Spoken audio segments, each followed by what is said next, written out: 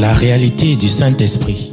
Le Saint-Esprit de Dieu est peu connu par les chrétiens parce que plusieurs ne l'ont pas encore revêtu et même pour ceux qui l'ont revêtu, il demeure un mystère. La lecture de ce livre vous permettra de le revêtir, de connaître son langage et de découvrir les mystères cachés de sa personne.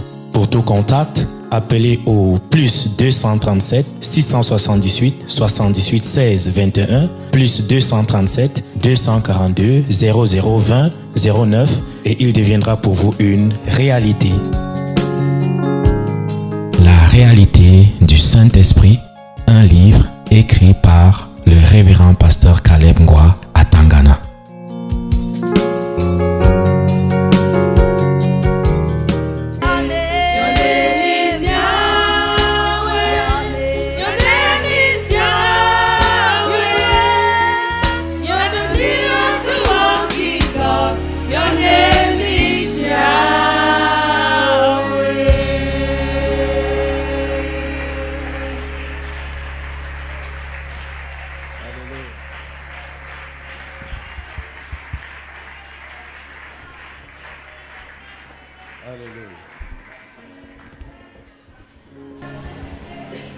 Merci Jésus. À toi la gloire, l'honneur et la puissance. Alléluia. Merci Seigneur.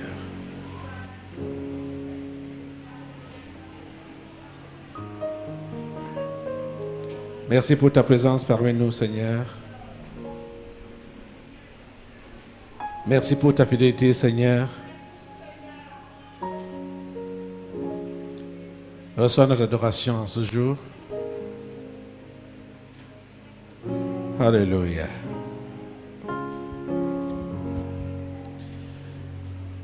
Au nom puissant de Jésus, nous avons adoré. Amen. Voilà. Prenez vos Bibles et ouvrez avec moi dans Matthieu, chapitre 17.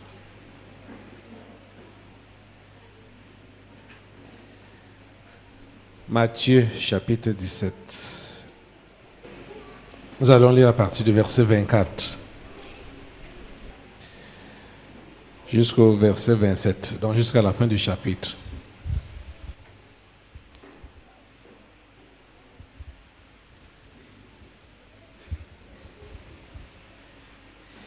Nous lisons. Lorsqu'ils arrivèrent à Capernaum, ceux qui percevaient les 2 drachmes s'adressèrent à Pierre et lui dirent: votre maître ne paie-t-il pas les 2 drachmes? Oui, dit-il.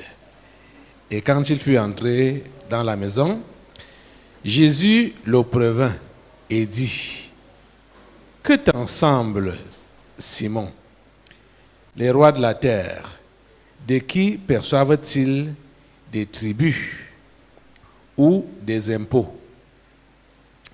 De leurs fils ou des étrangers? Il lui dit: des étrangers. Et Jésus lui répondit: les fils en sont donc exempts. Mais pour ne pas les scandaliser, va à la mer, jette l'hameçon et tire le premier poisson qui viendra. Ouvre-lui la bouche et tu trouveras un statère. Prends-le et donne-le-leur pour moi et pour toi.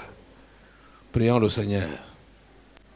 Notre Dieu, nous te remercions pour ta parole de ce jour et de ce programme que tu as initié toi-même. Nous te remercions parce que ta programmation va s'accomplir. Ta volonté va s'accomplir. S'il te plaît, Seigneur, dispose nos esprits, dispose nos cœurs à écouter ton conseil et à mettre cela en pratique. S'il te plaît, Seigneur, interviens. Au nom puissant de Jésus, nous te disposons tout l'assistance présente et tous ceux-là qui sont connectés dans les réseaux sociaux, à la télé, à la radio. Seigneur, nous prions que tu puisses accomplir ta volonté dans chacune de nos vies. À toi, toute la gloire.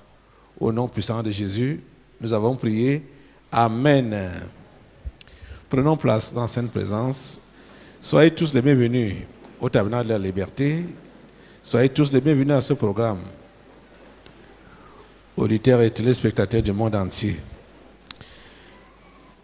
Par la grâce de Dieu, nous sommes en train d'entamer aujourd'hui, le 5 décembre 2019, le dernier séminaire de ce mois, dont le thème général est la délivrance des esprits familiers et de la sorcellerie. Voilà, nous venons de lire notre premier texte, le texte qui va conduire ces entretiens. Et d'emblée, ça semble étrange. Je ne sais pas si quelqu'un a même compris ce qu'on a lu là aujourd'hui, mais c'est dans la programmation de Dieu, ce que nous venons de lire là. Et ce qui nous révèle en ces temps-ci. Vous savez que de toute la création de Dieu, c'est la terre et les choses qu'elle renferme qui ont été faites en dernière position. C'est-à-dire, Dieu, dans son existence, puisqu'il n'a pas de commencement, il n'a pas de fin. Mais on voit que à un moment donné de son existence, il a décidé de faire spécifiquement cette planète qu'on appelle la Terre. Vous allez lire dans Genèse au chapitre 1, vous allez comprendre comment il a procédé. Même comme ce n'est pas très compréhensible pour celui-là qui n'a pas l'Esprit de Dieu, de comprendre comment Dieu a fait la terre. Mais ce que l'on constate dans Genèse au chapitre 1 là, au niveau de la création, on constate que cette petite planète est encadrée ou environnée par les eaux. Donc, en fait, la Terre nage sur l'eau. Et elle est également couverte de l'eau.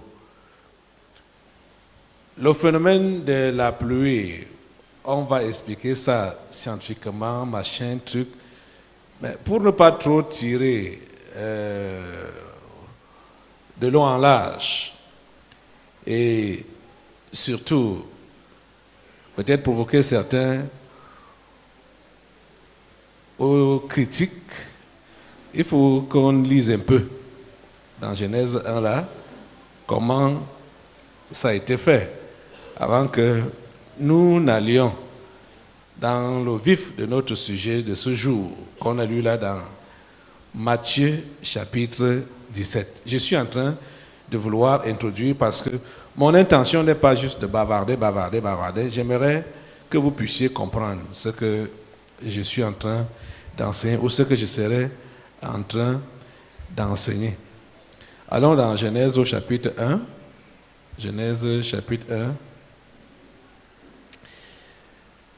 Allons au verset 6. Verset 6, Genèse chapitre 1. Dieu dit qu'il y ait une étendue entre les eaux. Non. Peut-être on a pris un peu au milieu pour que vous ne puissiez pas... Je veux que vous compreniez très bien ce qui se passe là. Ok. Ça, c'est le deuxième jour. Hein?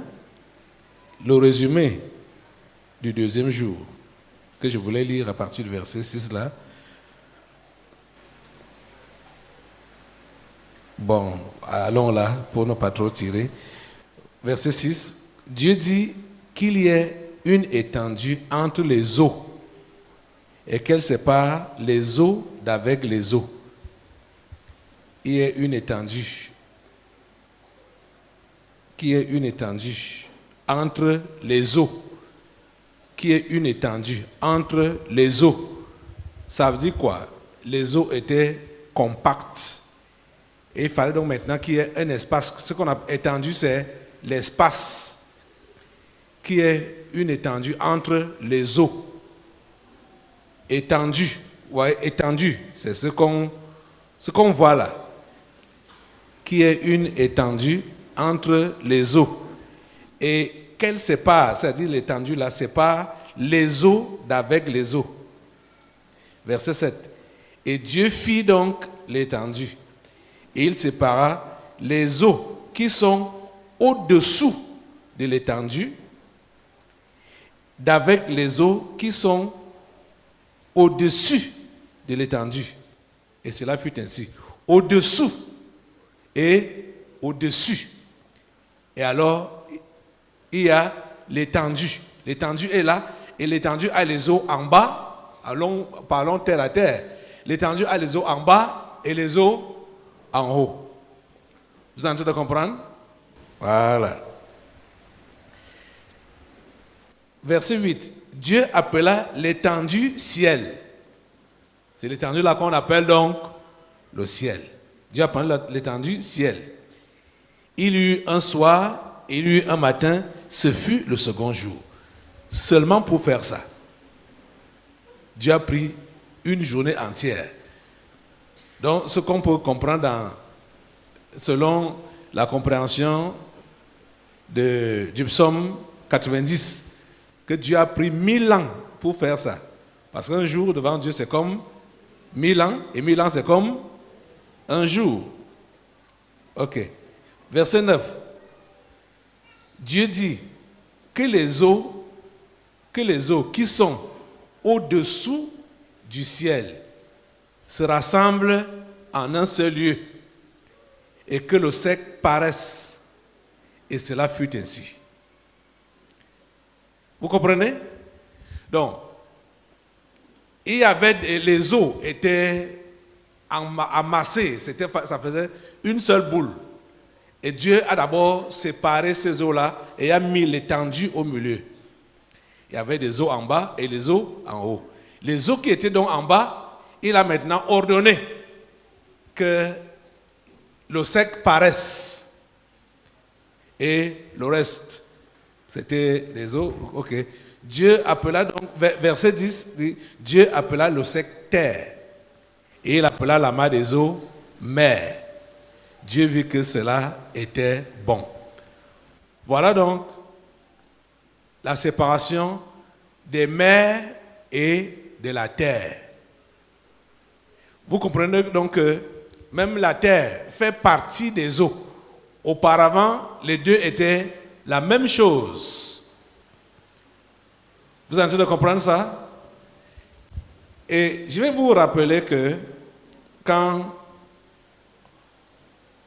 nous lisons ceci, et quand Dieu décide de créer les choses telles que vous voyez là, parce que par la suite vous allez voir la création des êtres vivants et après la création de l'homme, la rébellion de Lucifer avec ses anges avait déjà eu lieu longtemps avant. Longtemps avant. Vous comprenez? Ceux-là étaient déjà appelés les démons, les anges déchus, quand Dieu créait ces choses. Leur création n'a jamais été mentionnée. La création des anges, ça n'a jamais été mentionné. Vous comprenez ça? Ok. Nous allons donc repartir dans notre texte de base de ce programme du mois de décembre 2019, dont le thème général est la délivrance des esprits familiers et de la sorcellerie. Quand est-ce qu'on parle de la sorcellerie? Quand il s'agit des phénomènes, comment je vais donner ma propre définition, hein? Donc, des phénomènes inexplicables, humainement parlant. Donc, des phénomènes mystiques qui se vivent ou qui se passent dans la vie d'un homme, d'un individu, ou d'un groupe d'individus, ou d'un peuple. La sorcellerie. Et il n'y a personne ici sur la terre qui ignore ce phénomène. Même comme parfois, on semble vouloir fermer les yeux ou vouloir refuser, même quand ça se voit en face.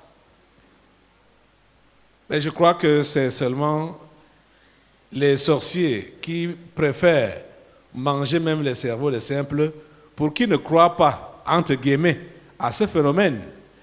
Parce que dire qu'on ne croit pas à la sorcellerie, c'est une leurre, c'est un mensonge, et c'est une tromperie. Elle est réelle, elle est pratique dans toutes les sociétés. Il n'y a pas de temps moderne concernant la sorcellerie.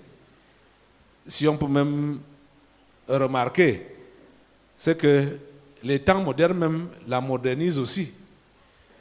Parce qu'avec les temps modernes, on peut, même si on n'avait pas été initié depuis le ventre ou depuis le jeune âge, on peut apprendre ça par les livres. La sorcellerie, ça s'apprend.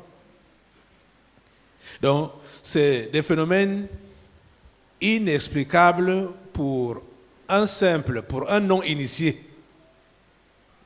Ce qu'on appelle sorcellerie là.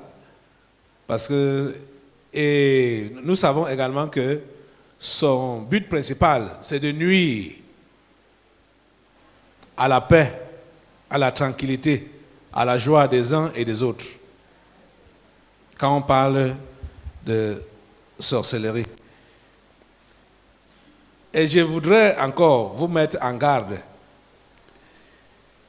de ne pas croire ces gens-là, soit qui écrivent des livres ou qui passent de lieu en lieu pour dire comment ils ont été des grands sorciers, des grands serviteurs du diable.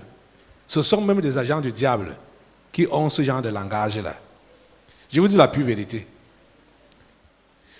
Lisez dans la Bible, à partir du premier prophète majeur qu'on a, on voit dans la Bible comme, je ne vais pas parler d'Abraham, il est quand même, je vais parler de Moïse d'abord,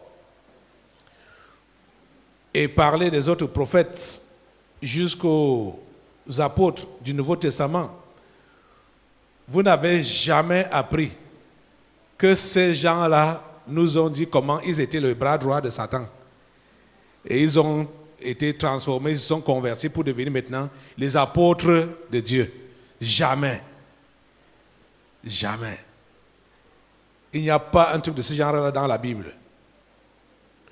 Que quelqu'un va dire qu'il était un puissant serviteur du diable, comment et maintenant il est devenu un puissant serviteur de Dieu.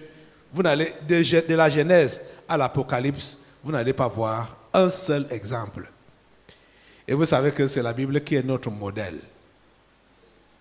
Si la Bible ne soulève pas ou ne montre un seul exemple, comprenez qu'il n'y a rien dans ce sens-là.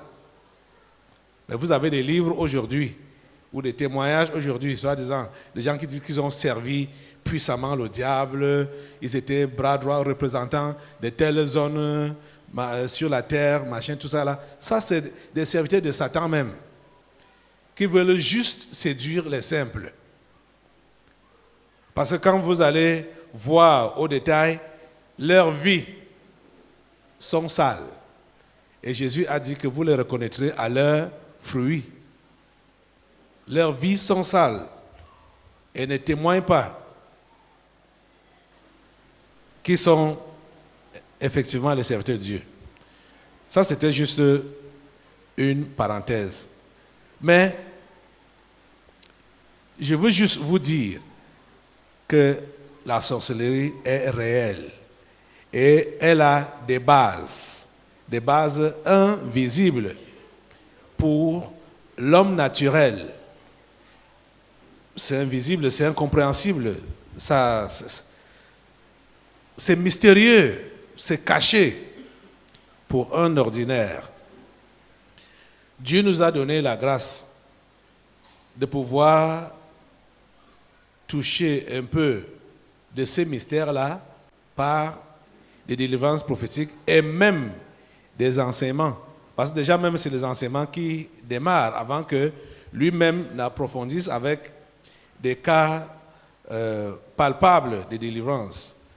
Par exemple, ce que nous allons voir maintenant là, ou que nous sommes en train de voir déjà là, ça va nous révéler, ça va ouvrir un pan sur le mystérieux. Voilà, Jésus est avec ses disciples. On a posé la question à l'un des apôtres de Jésus, Simon-Pierre, de savoir, votre maître ne paye-t-il pas les 2 drachmes? C'est la question qu'on a posée à Pierre, à Simon-Pierre. Quand ils sont arrivés à la maison, Jésus est revenu sur le sujet. Jésus est revenu sur le sujet. Souvent, c'est comme ça qu'il faisait. Il est au courant d'une chose, bon, il fait comme s'il n'a rien suivi ou comme s'il ne savait rien. Et c'est lui maintenant. Pierre avait déjà répondu par l'affirmative. On nous dit donc que, et quand il fut entré dans la maison, Jésus le prévint et dit, que t'en semble, Simon, les rois de la terre, de qui perçoivent-ils les tribus, des tribus ou des impôts, de leurs fils ou des étrangers? Il lui dit, des étrangers. Et Jésus lui répondit, les fils en sont donc exempts. Cette question de Jésus et la réponse de Pierre sont très profondes. Apparemment, ça peut passer comme ça, mais c'est profond. Et écoutez comment Jésus-Christ continue. Mais pour ne pas les scandaliser, va à la mer. Va où? À la mer. Va à la mer. Jette l'hameçon et tire le premier poisson qui viendra. Ouvre-lui la bouche et tu trouveras un statère. Prends-le et donne-le pour moi et pour toi. Jésus l'envoie où? À la mer. C'était pour résoudre quel problème? Le problème des impôts. Et la question qu'il a posée au verset 26, où la réponse il a repris d'abord la réponse de Pierre. Il lui dit des étrangers. Et Jésus lui répondit, les fils en sont donc exempts. Ça veut dire que les fils n'ont pas besoin de payer les impôts. Le fils du roi n'a pas besoin de payer les impôts. Donc, la maison du roi n'a pas besoin de payer les impôts et les taxes. C'est eux qui perçoivent ça des autres, donc des étrangers. Vous comprenez ça? Et Jésus dit quelque chose, mais pour ne pas les scandaliser. Ça veut dire quoi? Jésus voulait faire comprendre à Pierre que toi et moi, nous sommes des fils. Et que normalement, on n'est pas appelé à payer ces impôts-là, ces tribus-là, parce que nous sommes des fils. Mais pour ne pas les scandaliser, il lui donne donc une instruction d'aller à la mer et de pêcher du poisson. En fait, et l'instruction était que le premier poisson qu'il allait pêcher, il devait trouver l'argent dans la gueule de ce poisson-là. C'est là donc que nos yeux s'ouvrent. Du moins, c'est là que mes yeux se sont ouverts. Je vous dis que chaque thème, que ce soit des enseignements ou du séminaire, c'est des révélations. Et quand la révélation est reçue, la confirmation est donnée par un texte biblique. Là, je suis avec le Saint-Esprit pour lui demander, qu'est-ce que tu veux dire? Comment on peut comprendre ça? Comment développer ça? Où tu veux aller? Parce que quand on lit, comme on a d'abord lu là, chacun sait pourquoi il est venu là aujourd'hui. Il sait que ses esprits sont derrière lui. Et il veut être délivré. On lui lit un texte pareil. Il dit, ça là, va débusquer mon grand-père là. Le texte va débusquer ma grand-mère là. Mes oncles que je soupçonne là. Est-ce que vraiment je vais trouver la solution à partir de ce qui a été lu là? C'est pourquoi j'ai donc voulu d'abord vous introduire, essayer d'ouvrir déjà votre esprit pour que vous compreniez que les esprits qu'on appelle, qui sont les anges déchus, existent avant les humains. Ils sont déjà démons avant les humains. Quand l'humain a été créé, il les a trouvés. Vous comprenez, non? Et le drame qui s'est encore produit, c'est que quand l'humain a été créé, il n'a pas respecté les consignes que Dieu lui avait données.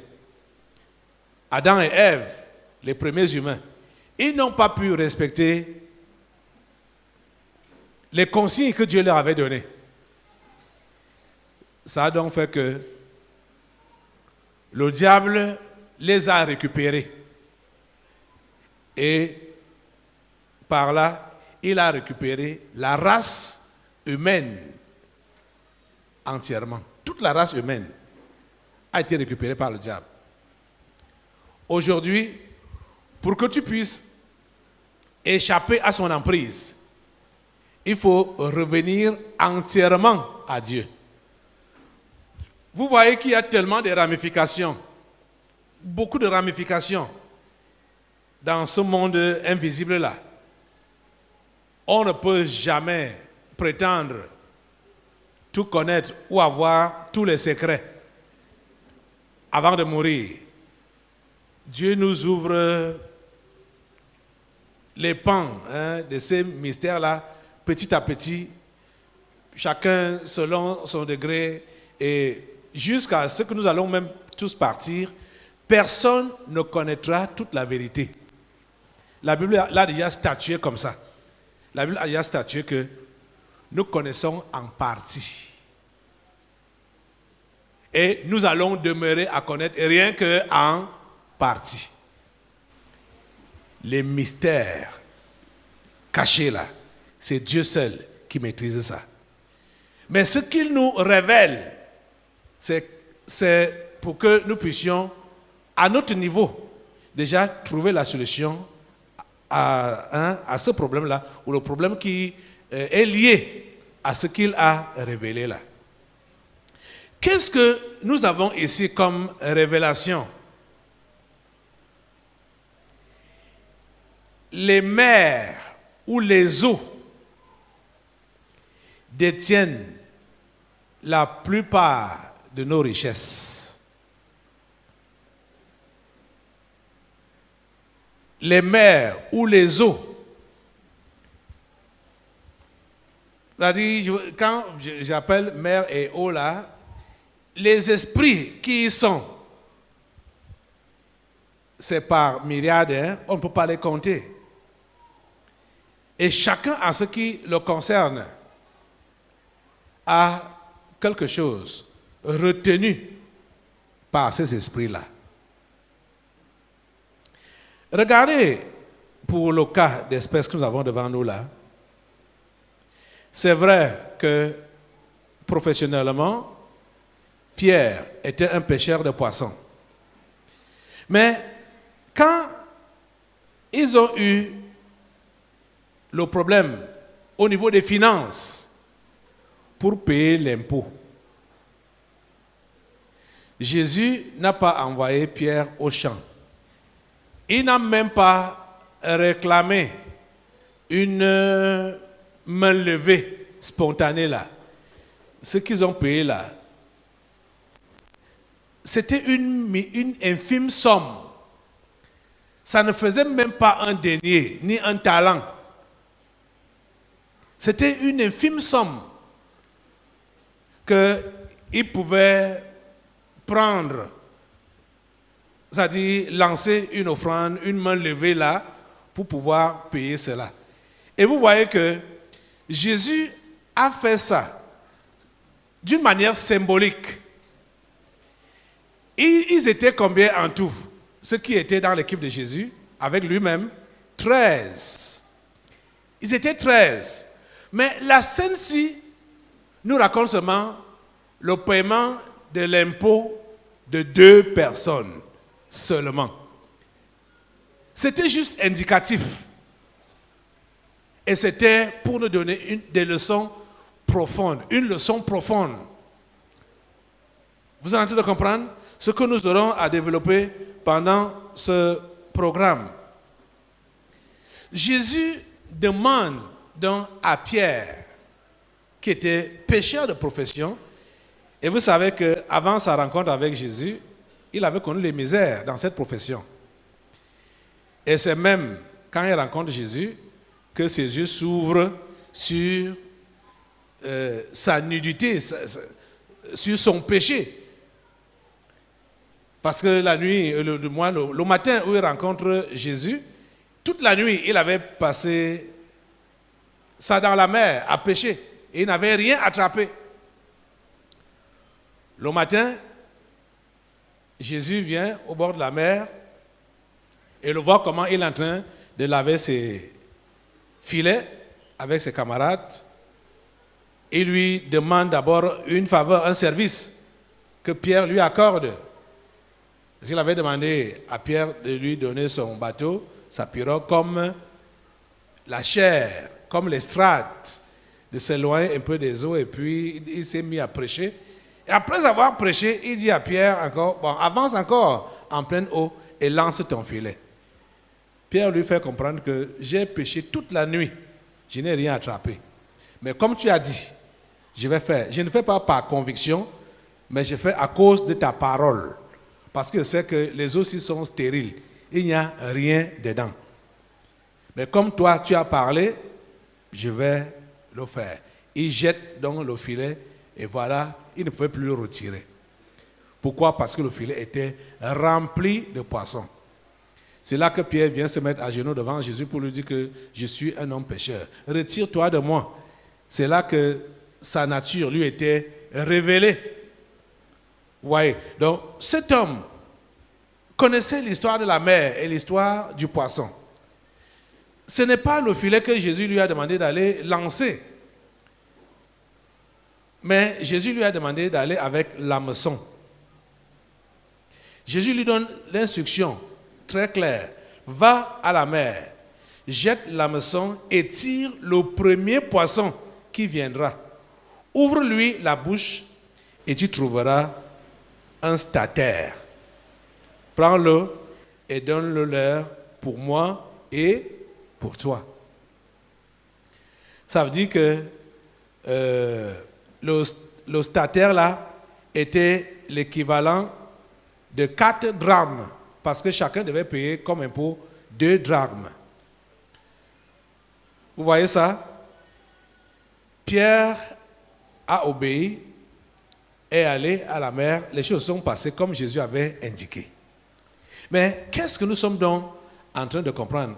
Quelles leçons pouvons-nous tirer?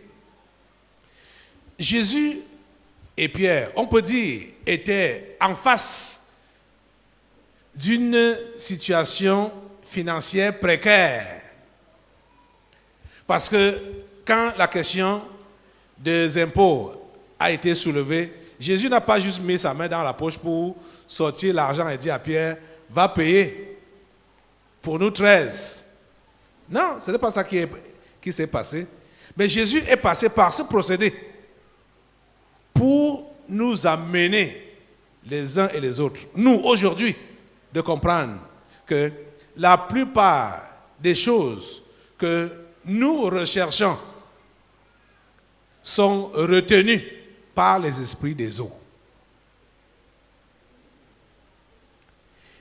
C'est ça qu'il a révélé ici. C'est ça qui se révèle ici. L'argent, et ils avaient un problème, on peut dire, financier, comme je sais, la plupart d'entre vous, vous en avez aussi. Des problèmes financiers. Et vous savez que les problèmes financiers peuvent vous conduire à... conduisent à beaucoup d'autres problèmes. Qu'est-ce qui fait blocage en ce qui te concerne? Ici, il ne s'agit pas d'un esprit familier direct, mais il s'agit de ce qu'on peut appeler de la sorcellerie. C'est-à-dire que mystiquement, d'autres personnes ou des esprits retiennent ce qui t'appartient, ce qui doit te servir, ce que tu dois utiliser, c'est retenu quelque part par des esprits. Et toi, tu as la demande ou tu es sous pression maintenant et tu n'as pas moyen à accéder à ce qui t'appartient. Tu es fils, je suppose que tu es fils. Et tu n'es pas réellement obligé d'être sous pression comme tu l'es maintenant. Et l'ennemi a profité dans le même temps, à cause de ton ignorance, de retenir ce qui t'appartient injustement. Tu ne le sais pas. Depuis quand? Depuis combien de temps? Tu ne sais pas les alliances ou les pactes qui ont été faits. Peut-être c'est quelque chose qui se vit dans votre famille, que la plupart d'entre vous, vous vivez une précarité qui n'a pas de nom. C'est-à-dire votre vie est précaire depuis que tu existes et depuis que tu es dans cette famille. Vous n'avez jamais trouvé de solution par rapport aux choses que vous avez trouvées dans cette famille. Ça peut concerner l'instabilité dans les mariages, ça peut concerner le non-progrès, la non-évolution, ça peut concerner même certaines maladies physiques, ça peut concerner n'importe quelle bêtise. Mais ce qui est sûr, c'est que personne dans votre famille n'échappe à cette malédiction-là. Personne n'échappe à cela. Et vous ne savez pas comment faire pour vous en sortir. Dieu est le maître de l'univers. Vous comprenez ça? Dieu est le maître de l'univers. Ma prière est que tu aies réellement foi en lui. Ma prière est que tu puisses croire en sa toute-puissance et croire qu'il a disposé la solution à ce problème qui te tracasse ou qui tracasse votre famille. Quelle que soit la durée que cela a déjà mis, peu importe la durée réellement de ces problèmes ou de ces difficultés-là, la solution est là. Et cette fois-ci, en clôturant cette année, nous devons traiter avec ces esprits des eaux. Vous comprenez ça? Pour plusieurs, leur guérison, leur bénédiction, leur salut, leur solution est enfouie dans les eaux, quelque part. Je ne sais pas où. Ici, on est à Yaoundé. On n'a que des ruisseaux ici, des petites rivières. On n'est pas à côté de la mer. Mais les eaux, c'est les eaux. Il n'y a pas réellement de différence. Juste ici à côté, il y a un petit cours d'eau. Ces eaux arrivent jusqu'à la mer. Donc la liaison avec la mer est, c'est-à-dire facile, à cause des eaux, des différents courants d'eau qui partent là-bas. C'est dans la mer que toutes les eaux se jettent. Vous savez ça, non? Même ce qui vient du ciel, là, comme la pluie, ça ruisselle, ça va dans les rivières et ça retourne encore dans les eaux. Ces eaux, les eaux, contiennent beaucoup de choses. Des choses même qu'on peut dire inimaginables. Jésus a juste voulu nous démontrer sa toute-puissance et sa capacité de permettre à ce que n'importe quel esprit qui a même pris des choses physiques chez toi puisse aussi les rembourser d'une manière physique. Vous comprenez, non? Même si ça a été pris spirituellement, il puisse rembourser ça d'une manière physique. Vous imaginez? Le nombre de poissons qui peut être dans l'eau. Et il y avait ce poisson-là qui avait la solution pour le problème de Jésus et de Simon-Pierre. Ce poisson-là avait un statère dans sa gueule. Ce n'était pas dans son ventre, hein, dans sa gueule. Je ne sais pas pourquoi il a été si gourmand que malgré l'argent qu'il avait dans sa gueule, il a voulu manger la part que Simon a mis dans l'hameçon. C'était juste pour résoudre le problème. Vous comprenez? Hein? Normalement, cet argent-là, le statère-là, devait même l'empêcher de manger davantage. Mais si Jésus a permis qu'il soit attiré par l'appât qui était dans l'hameçon, c'était pour résoudre le problème immédiat qui était là. Le problème de payer donc le tribut ou l'impôt. Parce que sur le coup, ni Pierre ni Jésus n'avaient de l'argent. Vous voyez que les collecteurs d'impôts sont venus d'une manière, ils étaient même très polis, ils n'ont pas voulu brusquer, brutaliser.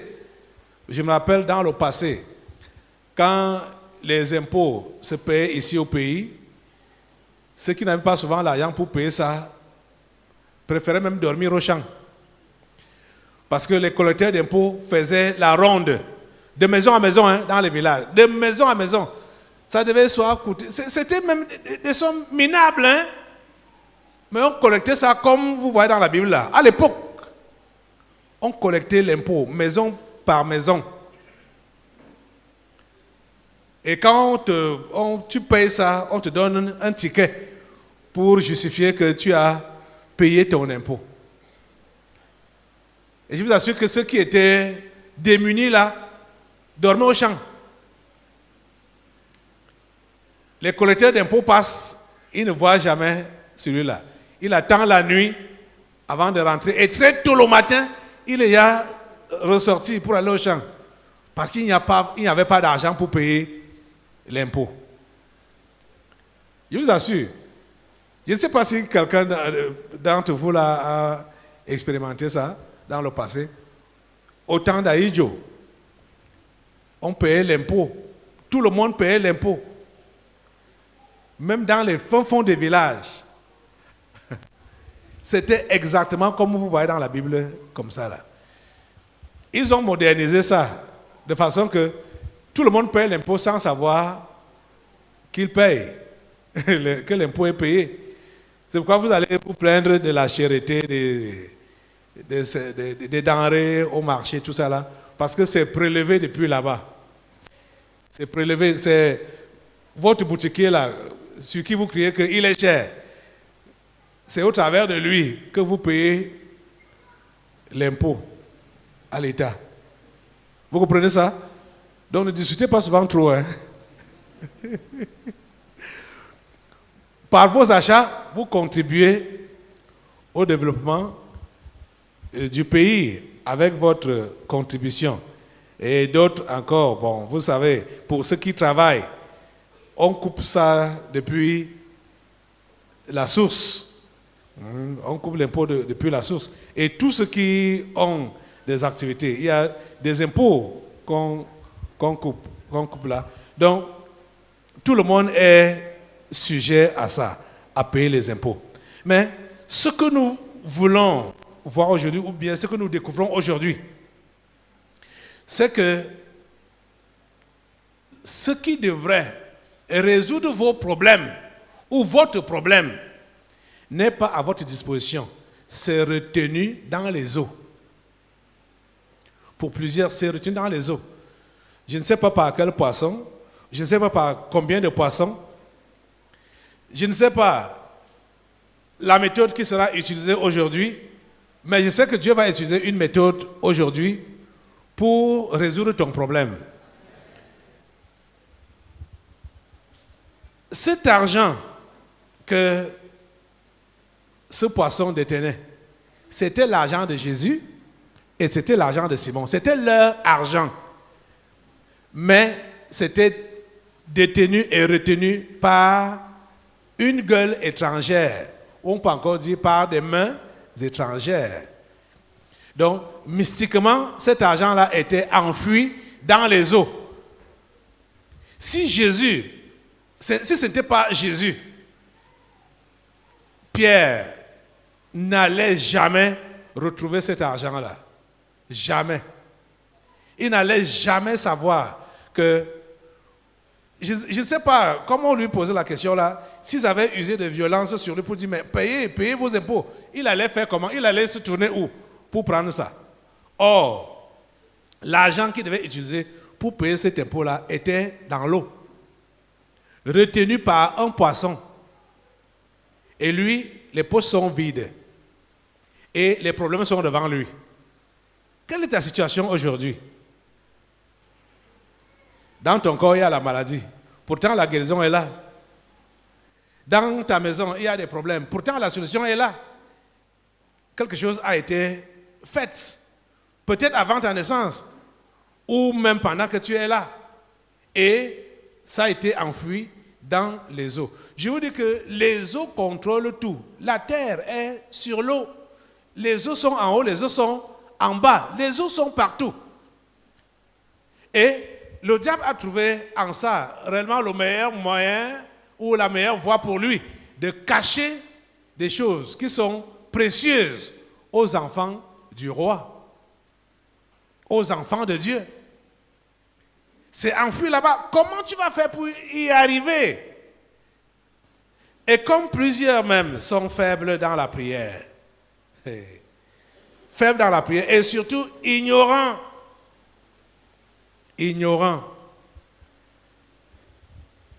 la plupart des gens veulent des solutions rapides.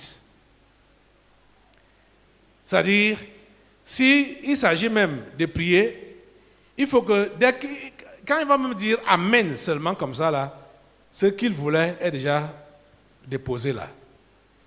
C'est comme ça que plusieurs veulent fonctionner avec Dieu. Que Dieu soit rapide à leur résoudre les problèmes. Ils ne peuvent pas patienter, ils peuvent même pas chercher